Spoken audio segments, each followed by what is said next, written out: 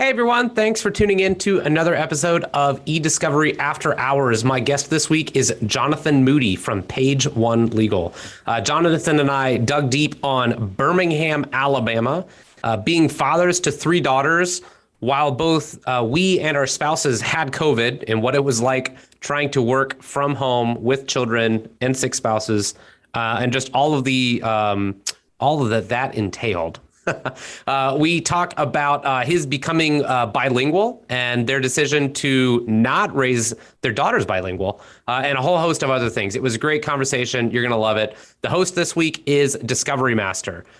You are managing or monitoring document review projects in multiple instances of relativity, and Discovery Master helps automate keeping track of all of that for you. So no more remembering which case is hosted where and what are my login credentials or who's the PM I need to reach out to. One simple login, universal view, every document review, no matter where the data lives. Check out www.discoverymaster.co. Thanks for tuning in. Quick time! You don't know how to drink, your whole generation. Drinks on the house. Yes, sir. No, wait a second. Drinks are 50% off. Right. No, wait a second. Double the price of everything. And I work only 16 hours a day. A union man only works 8 hours a day. I belong to 2 unions. And now, eDiscovery After Hours with your host, Ryan Short.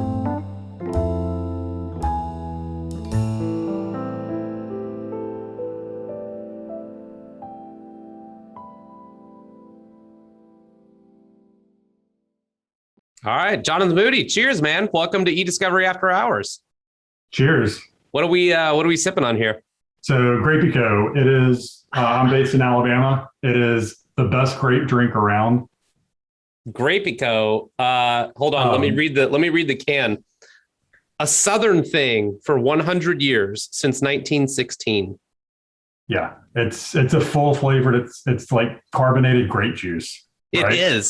It is. I did not say so. For first time listeners, the whole kind of the tagline of the show is the guest chooses the drink and the host chooses the questions. 20-minute unrehearsed conversations.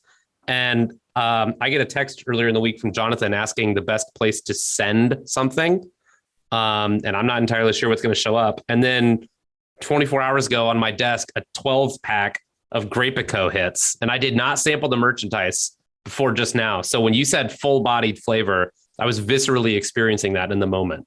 Yeah, it hits hard. It's good. It does, yeah. And I honestly have not had one in a long time, and having to ship one to you, having to ship a 12-pack, I was actually kind of nervous this afternoon. I realized, I haven't bought one yet, and so I went to just the closest gas station. Yeah, I was like, they are going to have this, right? I haven't tasted one in 2 years. And sure enough, there were like 3 rows of bottles of Grape Eco sitting right there. Is it just grape? Like, do they have like Perico or Appleco, or is this just a grape thing? So it's a company called Buffalo Rock. It's like a Coca-Cola bottling company in Birmingham. And they have this, and they also have like their own ginger ale that I like ginger ale. It's terrible. It's like the worst thing on the planet. All ginger ale is terrible. Unless we have somebody from Schweppes listening, in which case I love it, and call Jonathan and me for your eDiscovery needs. Absolutely. Do you know that there are 35 grams of sugar in this drink? There's 35 grams of sugar in most things that I drink. Oh my gosh. This is not healthy stuff. This is hardcore. No, it's not at all. This is disgusting. I'm looking. I figure you probably haven't had enough medical bills with COVID and everything. I'm looking to up them. Okay. Subjecting you to a heart attack, right? Yeah. I'm gonna die young, and it won't be the industry that puts me in the ground. Speaking of COVID, we went through some similar situations. You and I were on a call in the spring for something we were working on together. And you sounded a little more harried than normal. And I was like, what's up, man? What's going on? And you were like, well, my wife has COVID. I'm working from home with 3 young daughters, and it is stressful. That's the Reader's Digest version. And then like a month or two later, the same thing happened to me. We both have 3 young daughters. So how was Team Moody's bout with the Rona? How'd you guys do? So the entertaining part of the whole thing is my wife and I both had COVID, but I honestly, I think they just didn't jam that thing deep enough in my throat when they were testing me. Yeah. And so it came back negative. And my wife's came back positive. All 3 kids came back negative. And I told her, you're going to the bedroom. And so I locked her in there for 3 days. The next day, I went and got tested. That test came back 2 days later as positive. And that's when she got out of the bedroom, is because I was also positive. And I knew I was positive because I was experiencing substantial symptoms, flu-like stuff, no heavy breathing or anything like that, but just flu-like symptoms, fever, headaches, all that kind of stuff. So yeah, I was working while taking care of 3 small girls and experiencing COVID symptoms. It was fun. They got to bed probably around 10 o'clock most nights, just because I could not get up off the sofa to actually get them in the bed. See, I thought you were going to go the other way. I thought you were going to say they got in bed about 3 p.m. most days because I needed them to be. How old are your girls? So I've got an 8-year-old and then twin 3-year-old girls. Okay. And the flip side of that is I could wake up early in the morning and they would sleep till like 11. And so, I could get a lot of work done before they actually woke up. And then the TV parented them most of the day. So yeah, that's just how it goes. Yeah. True COVID America style. Yeah, that's the scary thing, right? Is like when you've got young kids in the house, if one parent gets sick, you're like, okay, we're officially on thin ice. Because like kids get sick all the time. It just happens. They catch a cold, they get a little flu bug or whatever. And, maybe the siblings fall down like dominoes. But usually the parents are okay, right? We have some kind of super immunity. I don't, but oh my goodness, when Lindsay started exhibiting symptoms, I was like, oh, this is not, I'm just thinking, all right, if we're both down for the count and we have a 6-year-old, 4-year-old and 2-year-old who are running around this place like maniacs, like this is not going to be good. So luckily she was down for the count for like 4 days with just flu-like symptoms, never any labored breathing or problem, just exhausted, fever chills. Right. And then she got better. And then I had 2 days of just like incredible exhaustion. And then was fine. Although this was like 2 months ago, I still don't fully have my sense of smell back. I'll get like wafts. Like I can walk in the house and smell like, oh, it smells like, oh, you're cooking dinner. And then immediately it's gone and I have nothing left. That was the scariest part of COVID to me. It wasn't death. It was the loss of taste and smell. Yeah. I don't know that I could handle that because, I like drinking 87 grams of sugar in my beverage and I want to taste it. I'm like a lot of young dads. I'm worth a lot more dead than alive. So if COVID and I'm not trying to be whimsical, like overly whimsical here, right? We know that this is a serious thing and people have lost loved ones, but I was like, if I bite it, Lindsay's getting a big check, but if I can never taste again, I'm going to be an unhappy guy and that's not going to be good. So, well, and then she divorces you and gets a big check, right? Well, there's none of that going on. We are stuck. Number 4 is on the way, so we are stuck together. Congrats! I didn't know that. Thanks, man. Yeah, a boy actually. Ooh, yeah. That's my biggest fear. A boy having a son after 3 girls. Like I almost think I know what I'm doing now, right? So throw a change up in the mix, and yeah. I'm a new parent all over again. So I have 3 brothers and a sister. And so my wife has 3 brothers. So we always just assumed we'd have a bunch of boys and we'll have one. No, we're excited. It'll be a good little change of pace. So yeah, come February. So everybody recently has been like, what are you doing for Legal Week? Are you going to Legal Week? Are you getting a booth? Are you going to travel? Are you going to do this? I'm like, I'm an idiot. And I went home and was talking to my wife about planning, Legal Week. And she goes, well, you're not going. And I was like, why? And she goes, because I'll be 38 weeks pregnant. And it's like, oh, no, I'm not going. Okay, good to know. So I don't know if Discovery Master is going to have a real resounding presence in New York, but I'll have you carry the torch for us. Sounds good. Well, my wife's birthday is during legal week. So, either I go and take her with me or I don't go. We'll see which way that goes. And you're in Birmingham, Alabama, right? That's correct. What is Birmingham known for, aside from Grape Eco? So, Grape Eco. But we have the world's largest iron statue. Really? What's that a statue of? Cast iron statue. It's Vulcan, the Greek god of whatever Vulcan's the god of. Really? Google it. His backside is uncovered. Big Greek diaspora in Birmingham, huh? Yep, absolutely. No, there actually is. There's a bunch of Greek Orthodox churches. Really? Best food festivals in town. So we just had one about a month ago. Wow, that's wild. Yeah. Who knew? Are you from Birmingham originally? I am. So I've spent pretty much my entire life in Birmingham, aside from a semester of undergrad and a little over a month one summer when I went down to Guatemala to learn Spanish because that's where my wife's family's from. So, really? Yep. Interesting. So I lived down there. What's that? Did she grow up in Birmingham as well? Yeah, she did. So she is the only person in her entire extended family that's a natural born U.S. citizen. Wild. So does she still have family in Guatemala? She does. We're actually going down there next year for one of her cousins is getting married. So that's awesome, man. Wedding. But, so are you raising your daughters bilingual? That's a great question. And the answer to that is if we were better parents, yes, we try. Yeah. But, we rely more on technology than anything else. My wife and I are both bilingual. She's much better than I am, even though I spell better than she does. But lawyer. Well, no, it's actually, learning a language in the home versus learning one in school. Yeah. You learn how to spell. But, when we had our first daughter, we toyed around with the idea of, speaking Spanish only in the home and then English outside the home. Mm-hmm. So we did that for about a week. And then we looked at each other and said, we really have not spoken 2 words to each other this whole week. For the sake of our relationship, let's switch back to English. So would you call yourself fluent or conversational?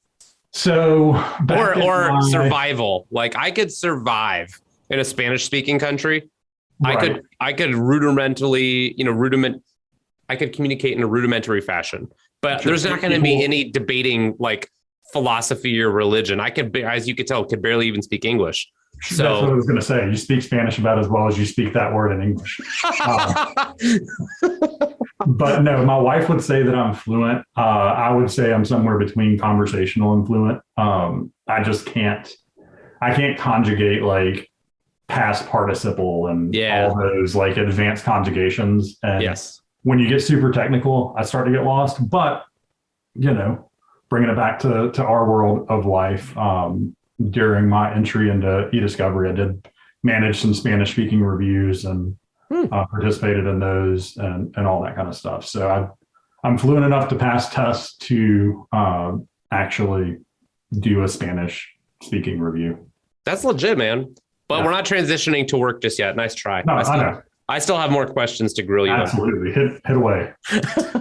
Grape Eco. Yeah. As if I actually prepare for this or plan for this. So, all right.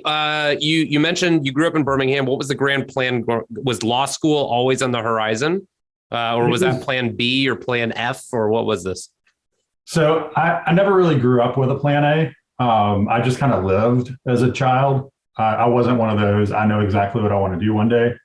And so as I was like in undergrad, like in my first year, poking around, trying to figure out what I want to do in this world, law school was nowhere in the equation. My plan was to go into clinical psychology and go down that route. And then my senior year of undergrad, I took a course on brain chemistry. And the professor told everybody on the first day of class that if you don't take a digital recording device and stick it on her pedestal, like up on the podium, that you would fail her class, that she guaranteed it. And because basically she was saying you have to listen to my lecture 3 times at least in order to understand what I say. And so I called her bluff. And we had 3 tests that semester, took the first test. I'm a pretty good test taker. I got a 16%. So I ran right down to whatever office it is that I had to go to drop that class. I dropped that class, and a third of the way through my senior year of college, I was like, what am I going to do with my life? And so I was working at a court reporting firm at the time, through basically all of undergrad.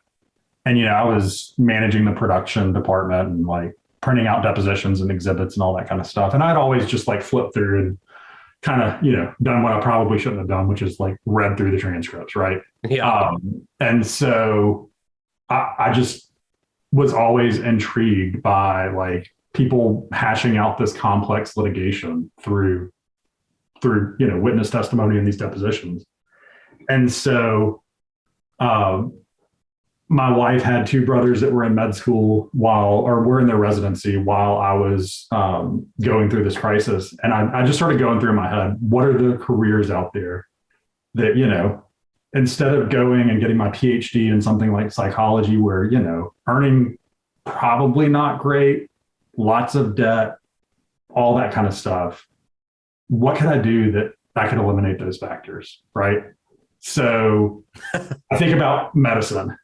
Her brothers come home for the weekend, and they start talking about, they were in the ER and this dude came in got shot in the knee with a shotgun.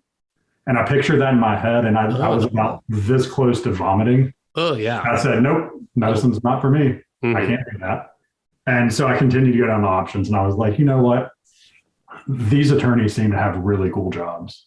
So I decided, at that point I was like, okay, well, I'm going to take a little gap year, go learn Spanish for a month, and then start a new job working as a runner at a law firm and see if this is what I want to do. And so took the LSAT and applied to law school and snuck my way in. Nice, man. So, I dig it. That's quite my dad was a physician. He would take us out on rounds on Saturday mornings to get the kids out of the house, give my mom some quiet. And I remember being over in the corner, just dry heaving, just, this post-op, examining the wounds and just all this. Man, it just takes me back to being 5 or 6 years old. Meanwhile, my little sister is all up with her face like 5 inches trying to see what's going on. Well, guess who became a nurse and who went into business and never, the only time I'm in a hospital is when I have a child being born and I want to get out as fast as I can. Absolutely. Absolutely. Okay, that's wild. So how'd you and your wife meet? What's her name? We started dating in high school. Oh, really? High school sweethearts. Yeah. Look at this. We, we didn't do it the traditional way of like, start dating early in high school. We started dating right at the end of our senior year of high school. Smart, good planning. Yeah. Yeah, really. So that was not doomed for success. That was bound for success, right? Little slip. We'll edit that out for you. Start dating at the end of high school, and then she goes off to college. I stick around, and we're 6 hours apart for 3 years. Oh wow! So and you dated the whole time? We dated the whole time. Stayed together. That's why. Had you guys been friends growing up? We were friends, through most of high school. Freshman year, we didn't get around each other that much. She's way smarter than I am. And, she was in all the honors and AP classes, and I was the kid sitting in the back of the classroom trying not to fall asleep. And so we were different and in different classes, but, she and I started to become really good friends through our high school choir. And then, senior year, we finally got together, and then, now we've been together for 21 years. So you're a singer. I was. You saw, see, I caught you. High school choir. You couldn't sneak that by me. No, I'm a singer while other people are singing. Yeah. Okay. That's what we call that. What's your karaoke go to?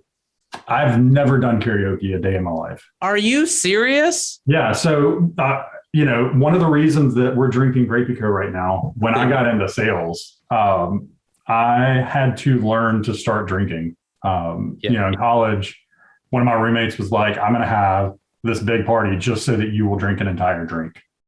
And I was like, okay, how long is the party going to be?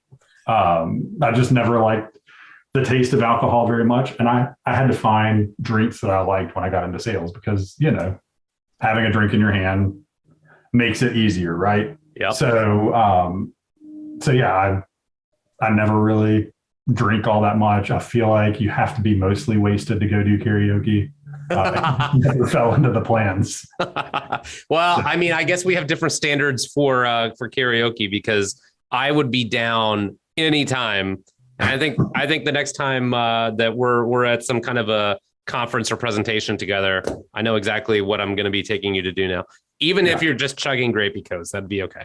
Sounds good. All right, I want to tee you up so you can get on your industry soapbox here. What's rumbling around your brain in the industry that you think is a good thing or a bad thing or something that needs some airtime? The most interesting thing to me that's been going on in the industry within the last few years, we had all this big push to make attorneys adapt to TAR, right? To train the technology to do the actual review for you.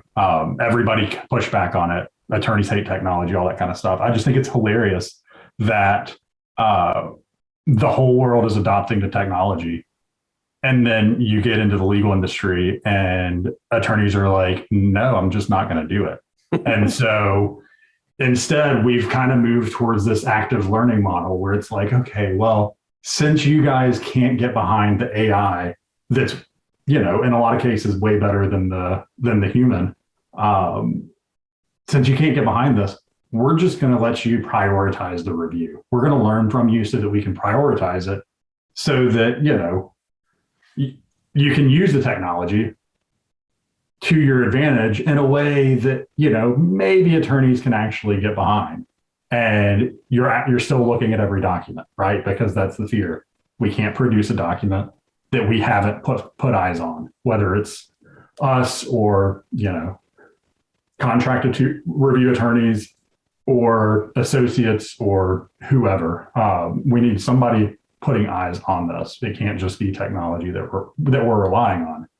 And so I find it to be hilarious that everybody's got an Alexa device that's probably going to echo over there as I'm saying that and ask me what I want, or Siri or whatever.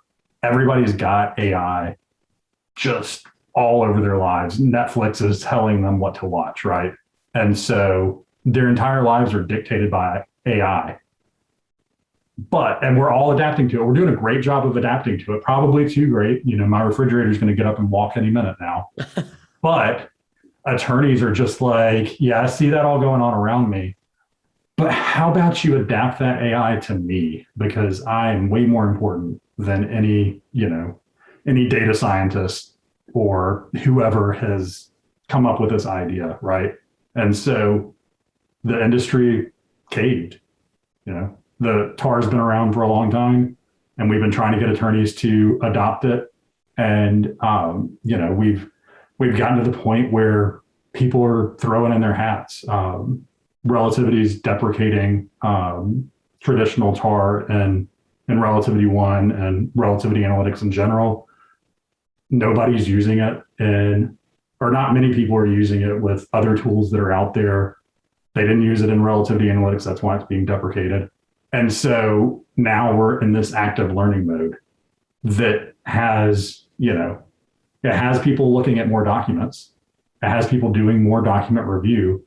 As data volumes grow, people are doing more and more data or document review.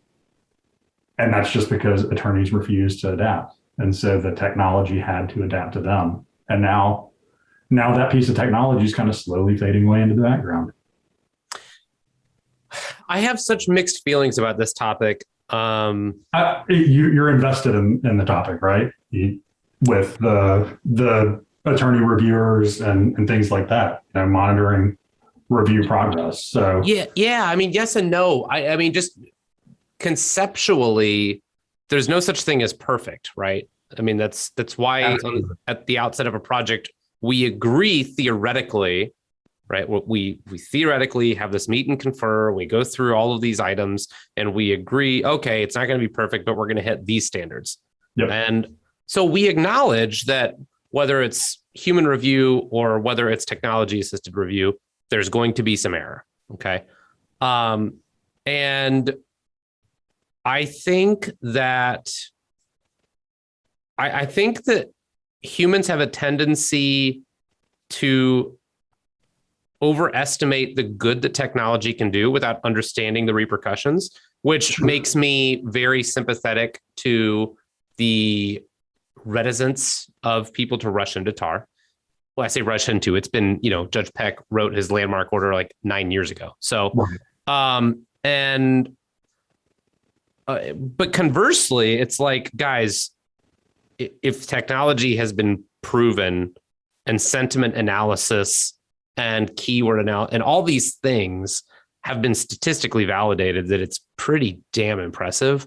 What are we really doing here? You can't act like it's going to be more, okay, we're going to throw 100 reviewers at this project, right?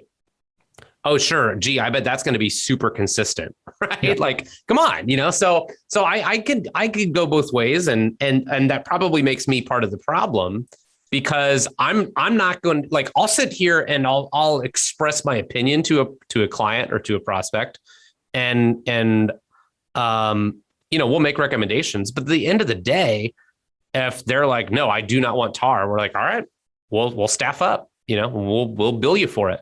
Absolutely. I mean, the reality is that reasonable people should go both ways. Reasonable people should see both sides of the argument, but at some point you've got to come to a decision. And that's what it seems like attorneys struggle with is coming to that decision.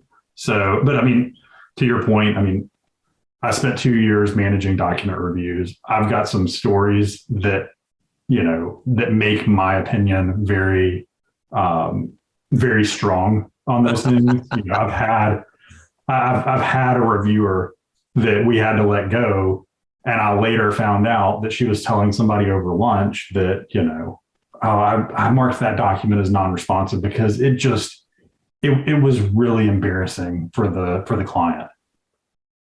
And I just didn't want them to have to produce that. Ugh. And it's like, that's not your decision to make. But, there are great contract review attorneys out there. And there are some that just do it for a minute because they need some income, and they can be pretty terrible. So I was talking to somebody earlier today, and we were talking through the reviewer quality management piece of the software that we're developing.